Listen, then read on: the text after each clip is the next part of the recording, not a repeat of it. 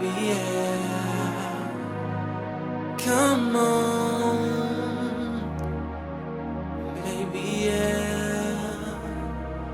Come on. This is the story. This is the story of rolling outside of 2 pesos. What's up, everybody? It's your boy, the Midnight Freak. Once again, come to you while working on the night shift. As you can see, I have 2 wrestling magazines in front of me. This segment is dedicated to my man, Macho Man Randy Savage, The Madness. As you all know, he died today. He had a heart attack while he was driving, ended up crashing into a tree. For his sake, I hope the heart attack killed him. I would hate for him to have a heart attack, still be alive, and then hit that tree. That would kill him, because that was painful. So I hope, for his sake, that his death wasn't as painful as it seemed like it was. The reason I'm talking about that in general and have these magazines, because I noticed with him passing, there's been a lot of love for him today. A lot of people have been addressing it and talking about it, and I want to go into that.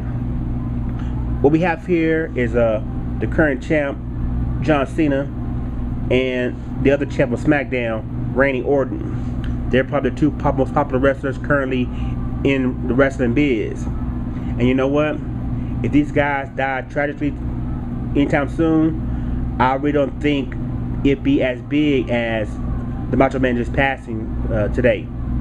The reason I say that is Macho Man is part of the old school. He's part of a generation where wrestling was live action comic books, when it was live action fantasy. And what we have here is reality TV. And I think that's why wrestling is not as good as it used to be. Not to say these guys are not as good athletes or not as good entertainers as the old guys. It's just that they're not superheroes to us. Maybe to the young kids who are watching them, but overall they just don't have that superhero vibe. Macho Man dying today is like reading a comic book and them killing off the Flash, or them killing off Batman, or Superman's dying, or Captain America's dying. It has that feel to people who care about it. These guys, because they're sold to us as reality TV, if they die, it's just another man die. You know what I'm saying?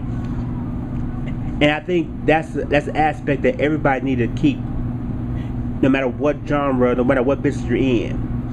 For instance, I was on Gas the other day, and this guy was talking about Project Cafe, and his opinion, he feels that Nintendo should go ahead and, I guess, evolve their games to a mature level with Project Cafe.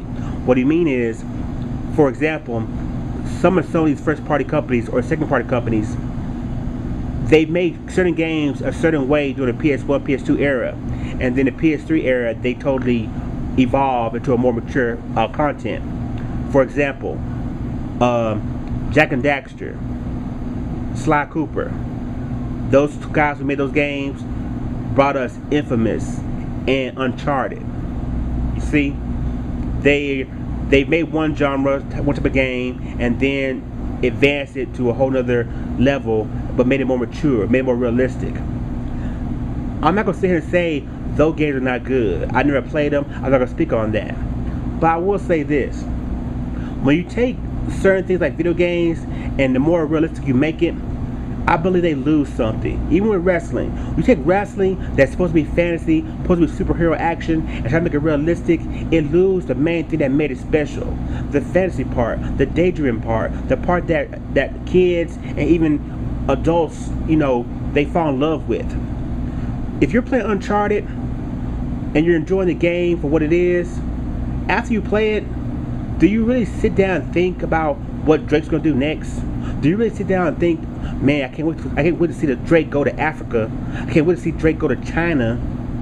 Maybe he'll go to Antarctica. Do you really think about that? No.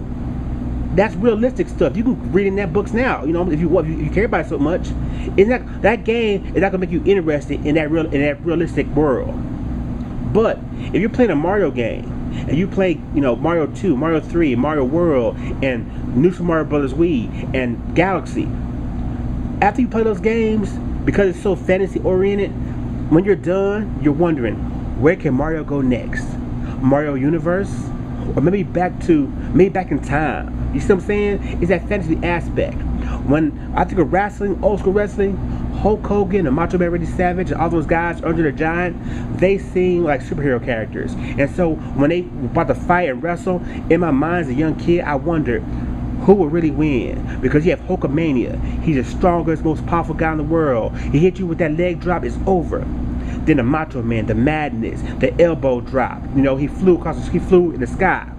Who will really win? When I look at John Cena and Randy Orton, I don't see superhero characters. I see athletes. I see guys who play professional sports. And so when I look at that aspect, I use common sense. The faster guy, the stronger guy, whatever, is going to win. There's no fancy to it. And I think that's what takes away from wrestling.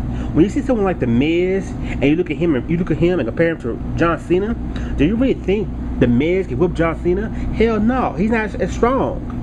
Do you think The Miz can whoop Randy Orton? Hell no, he's not as quick. You know? Wrestling and games, they're best when they're fantasy, when they keep that part of it. And so I think that's why a lot of people are giving Randy Savage love today, because it's like a superhero dying, like I said. It's like Superman dying. It's like Captain America dying in the comic book. Or Batman, something happened to him tragically, his back broke. You feel like you lost something in your fantasy world. And that brings you into reality. To where if one of these guys die, it's basically just common sense to you. Whether I've always known they were men anyway, they're dead, they dead. You know what I'm saying? And so this first part of the video, this is gonna be a two-parter, y'all. This first part of the video, man, is dedicated to Randy Savage and old school wrestling. Back when it was a child fantasy. Back when it allowed you to daydream. No matter how old you were, how young you were, you could sit back and daydream about the possibilities. And we need wrestling to get back to that. Alright, y'all, I'll see y'all a little later for part 2 of this video. Alright, people, what's up? It's your boy, the Midnight Freak, once again coming to you after working on the night shift. I'm leaving for the night, and now we can do part 2 of the video. As you know, part 1 was discussing Macho Man Randy Savage, rest in peace, wrestling, and keeping things fantasy, keeping things fun, keeping imagination involved.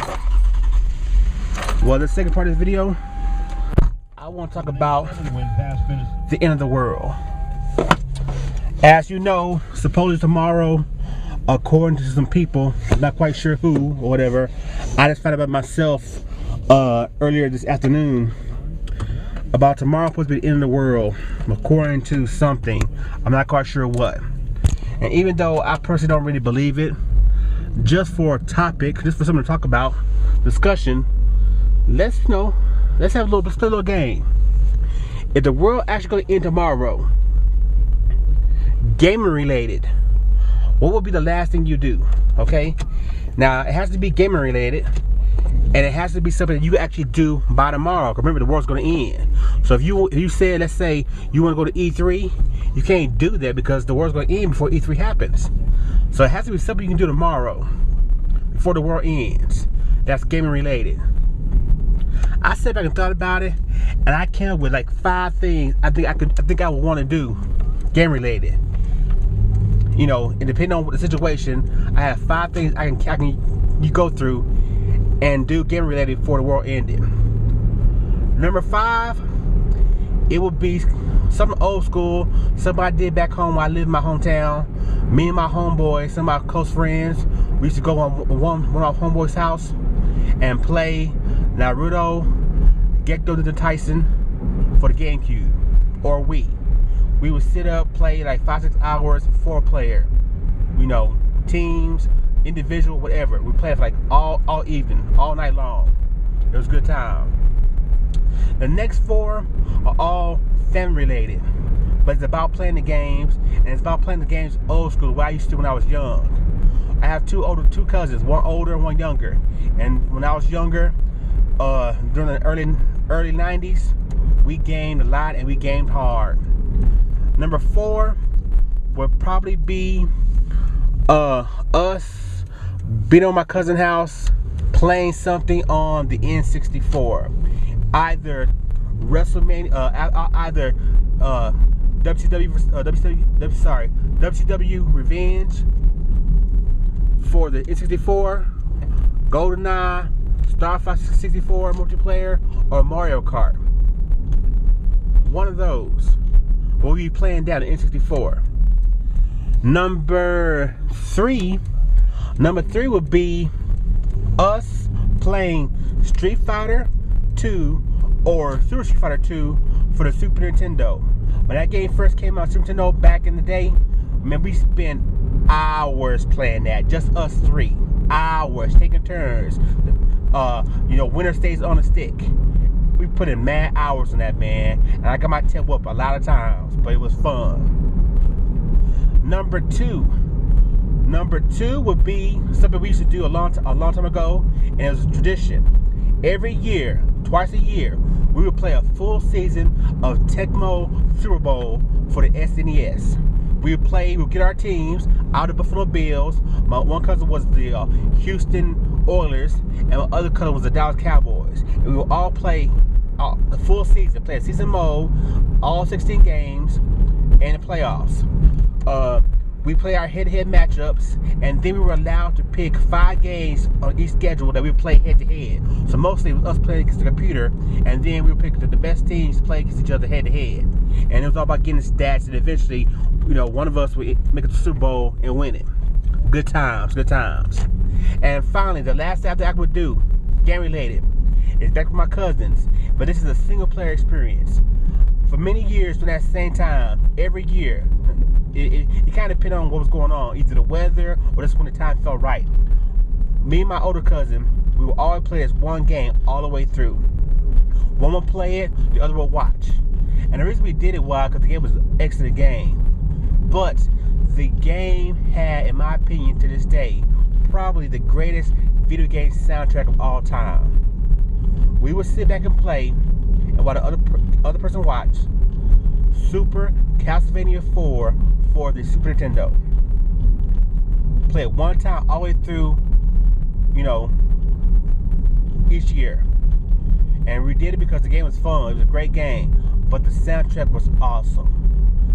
I'm telling you, I love game music, and there's a lot of games with great soundtracks and great, stage music and whatever. Some games set the right mood. Some games just have those good catchy tunes, and there's some tunes that always stick with you. But I'm telling you, from top to bottom, from beginning to end, Super Castlevania 4 for the Super Nintendo probably has the greatest gaming soundtrack of all time. The only other game soundtrack I can think of that is as good, or maybe on the same, or probably is on the same level, or maybe could be better depending on how I feel, is on Sega CD, a shooter called Sylphie. That game, it's like 12, 13 stages of awesomeness. And the same with Super Castlevania. Every part of the game is awesome. The boss music, the stage music, the opening, the ending, everything, the interlude, it's awesome. If you haven't played it, buy it on Virtual Console for the Wii, play it. Find the cartridge and play it. The soundtrack is wonderful. To this day, my favorite soundtrack of all time. So yeah, y'all, if the world's gonna end tomorrow, that's what I want to do. From 5 to my number one choice. Number one choice, playing Super Castlevania one last time with my cousin, enjoying the music, enjoying the atmosphere. And number 5, playing with my homeboys, some good old import, GameCube, Naruto action. So, just in case the world ends, y'all, if you see this video, hopefully I have this video up in time before it actually ends so you can comment on it. I will know, your opinion, how you feel. If tomorrow's the last day on Earth and you can game, what would you do game-wise? And also just tell me your thoughts on what I said about the whole Macho Man and wrestling in general. This is your boy, the Midnight Freak. I'll see you next time. Peace.